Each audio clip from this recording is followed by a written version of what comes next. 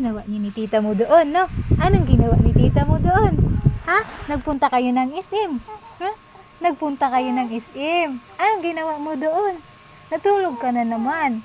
Ano handa mo ngayon? Di ba 3 months ka na?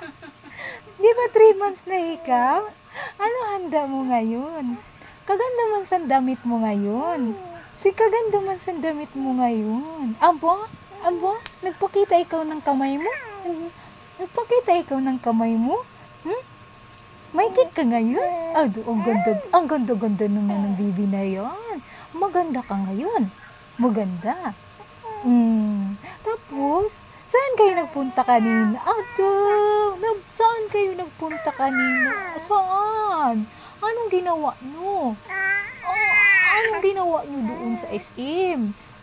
Bumili kayo doon? Bumili kayo.